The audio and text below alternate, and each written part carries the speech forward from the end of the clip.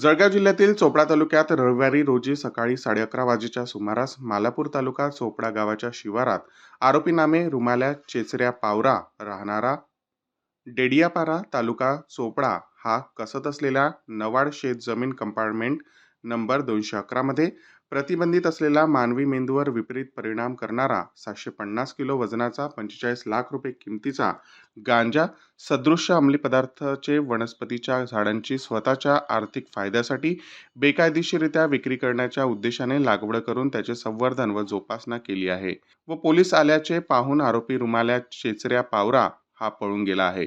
म्हणून त्याचे विरुद्ध गुंगीकारक औषधी द्रव्ये आणि मानवी आरोग्यावर परिणाम करणारे पदार्थ अधिनियम सन 1985 चे कलम 20 व 22 प्रमाणे चोपडा ग्रामीण पोलीस स्टेशनला गुन्हा दाखल करण्यात आला आहे. पुढील तपास चोपडा ग्रामीण पोलीस निरीक्षक कावेरी कमलाकर करीत आहे. लोकनायक न्यूज करिता प्रतिनिधी विनायक पाटील, चोपडा जिल्हा, जळगाव. नमस्कार, मी DYSP चोपडा अण्णासाहेब घोलप. काल चोपडा ग्रामीण पोलीस स्टेशनच्या हद्दीमध्ये मोठ्या प्रमाणात गांजाची शेती चालू होती. ती त्याच्यावर छापा टाकून ते पकडलेलं आहे. साधारण मालापूर डॅम या परिसरामध्ये अतिशय दुर्गम भागामध्ये तुरीच्या पिकामध्ये गांजाची लागवड केली होती. आम्हाला त्यामध्ये 750 किलो ओली गांजाची झाडं, जवळपास त्याची आत्ताच्या बाजारभावाने किंमत 45 लाख रुपये आहे, ती आम्हाला मिळालेली आहे.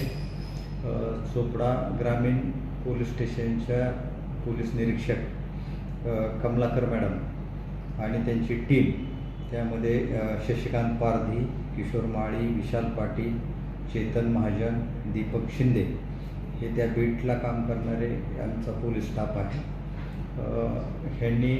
यांना कुणकुण अशी होती की या परिसरात दुर्गम भागामध्ये गांजाची लागवड इतर पिकामध्ये केली जाते. त्याप्रमाणे ह्या लोकांनी मेहनत घेऊन गोपनीय माहिती काढली आणि देडियापाडा जवळ रुमाल्या पावरा याच्या शेतामध्ये ही आम्हाला गांजाची लागवड केलेली काल दिसून आली. त्या ठिकाणी छापा मारलेला आहे. 750 किलो ओला गांजा साधारण 45 लाख रुपयाचा पकडलेला आहे. त्याच्यानंतर पोलीस स्टेशनला त्याच्याबद्दल NDPS ॲक्ट प्रमाणे गुन्हा दाखल झालेला आहे आणि पुढचा तपास चालू आहे. संबंधित जो आरोपी आहे तो छापा मारायला पोलीस आले, त्याची चालू लागतात तो पळून गेलेला आहे. त्यालासुद्धा अटक करण्यासाठी आम्ही पथक पाठवलेलं आहे आणि लवकरच त्याला पण अटक करतो. सर, नवाडमध्ये हे जे गांजाची शेती जे करण्याचं आता वारंवार घटना होत आहे, तर याच्यावर काही कायमस्वरूपी आपण काही कारवाई करणार यासाठी काही नवीन नियोजन वगैरे आहे का आपलं? छापा मारणं हीच मोठी प्रतिबंधक कारवाई आहे.